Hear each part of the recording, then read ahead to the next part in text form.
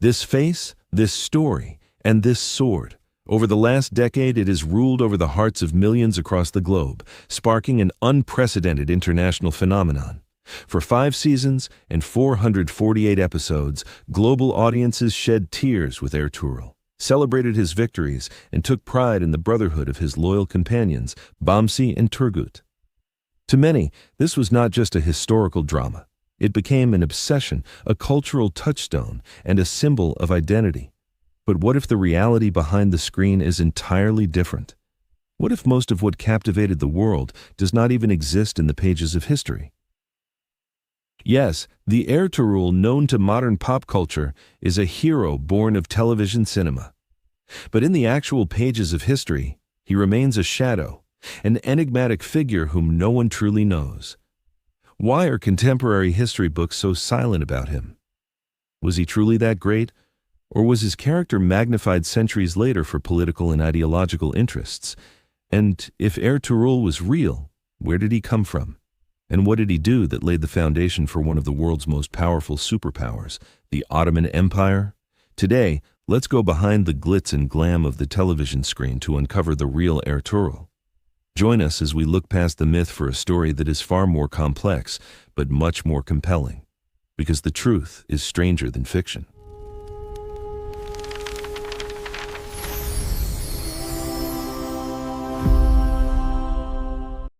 The world Ertuğrul was born into was nothing like the idealized setting seen in the television series, characterized by colorful tents, pristine clothes, and endless royal feasts.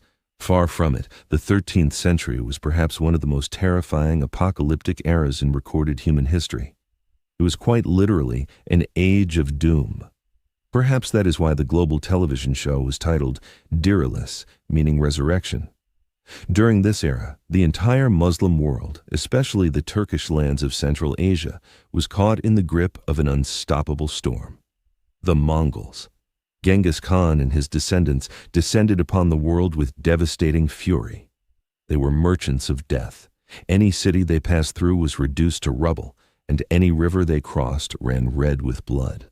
Great centers of knowledge, trade, and civilization, Bukhara, Samarkand, Khwarizm, and eventually the Abbasid capital of Baghdad, were utterly annihilated. Millions were slaughtered indiscriminately. To escape this unprecedented carnage, massive waves of refugees from Central Asia fled westward. But what awaited them in the west was no sanctuary, but a collapsing geopolitical landscape fracturing under the weight of the Crusades and dying empires. The geopolitical landscape of the Near East was also fracturing. In the Levant, the Crusades had caused decades of devastation, while Anatolia, modern-day Turkey, was sandwiched between 2 rapidly declining states. On one side were the Seljuks of Rum, a Turkish sultanate that had lost its former power and central authority. Facing them was the Byzantine Empire, the ancient Christian superpower, which was also breathing its last. The Crusades had exhausted both empires, leaving a dangerous power vacuum. Imagine the scenario: an unstoppable Mongol horde advancing from the east, and fragmented, collapsing governments to the west. For migrating tribes, it was a choice between a deep well ahead and a cliff behind. Yet migration was the only way to survive. Among these desperate migrant Turkish tribes was a small nomadic group called the Kai. They had no permanent home, no land, no guaranteed sanctuary. They moved simply to save their families from the Mongol sword, wandering in search of a safe haven. Their singular goal was baseline survival. Led by a chieftain named Suleiman Shah, this caravan consisted of only about 400 families. On one side stood a Mongol horde of millions. On the other, the Crusaders and Byzantines. In the middle were these 400 families. Logic suggested this tiny tribe would be instantly crushed. But sometimes in history, logic is completely defied. In that era of despair, an unknown man sowed a seed that made the impossible possible. His name was Ertuğrul, the son of Suleiman Shah. But which Ertuğrul are we talking about? The one from the historical record or the one on our screens? What is the objective truth? To find out, we must look past the cinematic narratives. In the television show, we see a grand epic, the sweeping romance between Ertuğrul and Halima. intricate conspiracies hatched by the Templar Knights inside majestic Crusader castles, brutal wars with the terrifying Mongol commander Noyan, and the constant presence of the great Sufi mystic Ibn Arabi as a personal mentor. It is magnificent storytelling, but the reality is that primary historical sources from the 13th century are silent on almost all of these details, completely silent. The truth is that not a single written record exists from Ertuğrul's own lifetime. No books, no diaries, no contemporary royal decrees. It is history's ultimate black hole. Modern historians even debate the actual name and background of Ertuğrul's wife, meaning the central love story that anchored the series was entirely a product of creative writing. Furthermore, while Ibn Arabi was indeed a monumental historical Sufi saint, he passed away in the year 1240, long before Ertuğrul reached his geopolitical peak. There is no historical evidence to suggest the two ever met. Similarly, characters like Noyan and various Templar figures were loosely inspired by real historical entities, but their highly stylized personal clashes with Ertuğrul are almost entirely fictionalized. This raises a fundamental academic question. If there is no contemporary written record, did Ertuğrul even exist? Or is he merely a legendary myth, much like the Western folklore of King Arthur? Fortunately, Ertuğrul's existence is undeniably real, and the proof lies in a single physical artifact, a small weathered metal coin preserved today in an Istanbul museum. This coin was minted during the reign of Ertuğrul's son, Osman. The inscription clearly reads, Osman bin Ertuğrul, Osman, son of Ertuğrul. This single piece of solid primary evidence changes everything. It proves that a historical chieftain named Ertuğrul existed, and that he was indeed the father of Osman, the very man after whom the Ottoman Empire was named. This one coin carries enough weight to break centuries of historical silence. But where did the elaborate details of his story come from? Was the drama writer deceptive? No. Whenever a historical film or series is produced, writers require creative liberty to construct a compelling narrative arc. Hollywood does this constantly. Take Braveheart, for instance, where historical timelines were drastically altered for dramatic effect. In the case of Ertuğrul, the show's creator, Mehmet Bozdağ, had a unique advantage. Because the historical record contained so few specific details, he essentially possessed a blank canvas. He knew the starting point was a chieftain named Ertuğrul, and the ultimate destination was the birth of an empire. He filled the vast, silent void in between with suspense, geopolitics, and compelling antagonists. Most of the details we do have come from Ottoman chronicles written 100 to 150 years after Ertuğrul's death, compiled by later court historians like Ashok Pasha Zade and Neshri. By that time, the Ottoman state had grown into a major power, and its writers began documenting the folklore and oral traditions of their ancestors. Naturally, these later accounts blended historical reverence with epic exaggeration. Yet even when we strip away the theatrical layers, the core of Ertuğrul's actual achievements remains extraordinary. Historically, Ertuğrul was not a sultan. He did not command a massive imperial army or possess a vast treasury. He was the leader of a small, vulnerable tribe fighting daily for its survival. What, then, was his true historical legacy? His real mission was not merely about wielding a sword. It was about making a strategic decision that changed the course of history. Ertuğrul's greatest achievement was not a single battle, but a masterstroke of geopolitics. When Ertuğrul assumed leadership of the Kai tribe following the passing of his father, the group was exhausted, displaced, and haunted by the shadow of the Mongols. The vast majority of displaced Turkish tribes chose to flee south toward the established, safer regions of Syria and the Mamluk Sultanate. But Ertuğrul made a counterintuitive move. He turned his small caravan northwest, directly toward the volatile border of the Byzantine Empire. To an outsider, marching a small tribe straight toward the frontier of a hostile Christian superpower seemed like absolute suicide. In reality, it was a profound long-term strategy.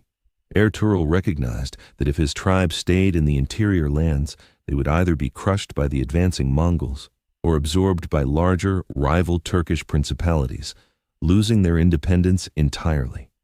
He needed a region that, despite its immense danger, offered a unique geopolitical opportunity. According to later chronicles, a decisive turning point occurred during this migration. Ertuğrul and his warriors encountered a battle in progress between a Seljuk force and a Byzantine army. The Kayi tribe was already struggling under immense hardship. Standard tribal logic would dictate avoiding other people's conflicts entirely. Instead, Ertuğrul chose to intervene, throwing his highly skilled cavalry into the fray to support the vulnerable Seljuk side. The intervention shifted the tide, securing a victory for the Seljuks. In recognition of this vital assistance, the Seljuk Sultan, Alauddin I, granted Ertuğrul a small fiefdom, a rugged frontier village known as Soyut. This was far from a peaceful reward. It was located directly in the volatile death zone, right on the shifting border between the Seljuks and the Byzantines. Ertuğrul was officially designated as an UC Bey, a guardian of the frontier. His assignment was to act as the empire's first line of defense against Western incursions. It was a position of extreme hardship, but great historical actors are those who transform structural hardships into strategic advantages. Because Soyut was located on the absolute periphery of both empires, it became a magnet for asymmetric warfare. Ertuğrul raised the banner of the frontier warrior, attracting displaced fighters, religious ascetics, and independent warriors from across Anatolia who wished to challenge the Byzantine frontier. Soyut rapidly evolved from a refuge for 400 families into a central hub for thousands of dedicated frontier fighters. Crucially, Ertuğrul did not just fight, he established a stable administrative system. He guaranteed justice to the local Christian peasantry, protected regional trade routes, and fostered stability. For a tribe that had spent generations as displaced refugees, he convinced them that Soyut was not a temporary camp, it was their permanent home. He spent the last 50 years of his long life defending this single frontier territory, balancing sophisticated diplomacy with martial strength and keeping his people unified. Ertuğrul lived an exceptionally long life for a medieval warrior, reaching nearly 90 years of age. This longevity granted him decades to stabilize his territory and carefully groom his successor. When he grew too old to wield the sword himself, he broke away from standard medieval traditions to ensure the survival of his vision. Ertuğrul had 3 sons, Gündüz, Sefci, and Osman. In typical tribal and monarchical systems, power and leadership automatically passed to the eldest son. But Ertuğrul chose to operate entirely on the principle of merit, recognizing exceptional strategic foresight and leadership qualities in his youngest son, Osman. Ertuğrul appointed him as the future leader of the tribe. Osman Gazi proved to be both a brilliant commander and a highly capable statesman. He had learned from his father not just how to win battles, but how to forge alliances and outmaneuver complex political adversaries. Under his leadership, the foundational work laid by Ertuğrul culminated in the official declaration of an independent principality in 1299, the birth of the Ottoman Empire. Ertuğrul did not live to see the Grand Empire. He was the root hidden beneath the soil, working quietly for 50 years so that the tree could eventually grow and be seen by the entire world. This is why for the next 6 centuries, at the coronation of every single Ottoman Sultan, a traditional prayer was recited. May God make you as patient as Ertuğrul and as victorious as Osman. Centuries passed. The empire Ertuğrul's descendants created reached its zenith, fractured, and eventually dissolved into history. Yet nearly a century after the fall of the Ottoman state, the dust cleared from Ertuğrul's quiet grave in Soyut, and he experienced an extraordinary global resurrection. He stepped out of obscure historical chronicles and directly onto modern digital screens, achieving a level of international fame that no Ottoman Sultan ever attained. When Diriliş Ertuğrul premiered in 2014, it rapidly transcended standard television entertainment to become a powerful instrument of modern geopolitical soft power. For a Turkish state navigating its modern identity on the global stage, the series served as a vehicle to project cultural influence across the Middle East, South Asia, Central Asia, and even Latin America. Its impact was intensely political. In various nations, politicians and heads of state actively endorsed the series, utilizing its historical themes to shape contemporary political narratives. Soundtracks from the show became anthems at political rallies, and modern political landscapes began to view contemporary rivalries through the polarizing lens of a 13th-century drama. This demonstrated a fascinating and sometimes problematic phenomenon where cinematic fiction overpowers historical reality. Yet, on a cultural level, the series achieved something monumental. For audiences worldwide accustomed to Western media narratives where historical representation is often heavily skewed, Ertuğrul offered a powerful alternative. It provided a hero rooted in distinct values, one who prioritized justice, structural integrity, and spiritual devotion. It acted as a cultural shift, showing global audiences a different historical perspective. But now that the initial media frenzy has stabilized, it is vital to analyze the history objectively. What is the actual lesson that the historical Ertuğrul leaves for the modern world? The cinematic Ertuğrul is an invincible superhero who defeats dozens of enemies in every episode. The real historical Ertuğrul was something far more profound, a deeply patient, wise, and highly pragmatic leader. The common mistake made by modern audiences is adopting the passion of the drama while entirely missing the wisdom of the history. Many viewers use these historical epics purely as a form of cultural catharsis, watching an idealized past win on a television screen as an escape from complex modern global realities. The drama stirs deep emotions, but it can inadvertently put critical intellect to sleep, fostering a simplistic illusion that complex historical problems are solved merely by raising a sword and shouting slogans. Real history tells a very different story. Lasting civilizations are not built on emotional outbursts. They are constructed through institutional justice, robust economic systems, and advancements in science, administration, and technology. The ultimate strength of the Ottoman Empire at its peak was not just its cavalry, but its highly organized bureaucratic structure, its trade networks, and its engineering. The true historical Ertuğrul spent 50 years in a tiny, high-stakes settlement, focusing not on fighting massive global wars, but on quietly strengthening his roots. He understood a fundamental rule of civilization. If the root is strong, the tree will eventually grow to bear fruit for generations to come. Today, pop culture often looks for the sword of Ertuğrul. In reality, the modern world requires his patience, the capacity to work quietly, strategically, and systematically toward a long-term goal. The true story of Ertuğrul Gazi may contain fewer cinematic battles than the drama, but it offers a lesson that is far more powerful.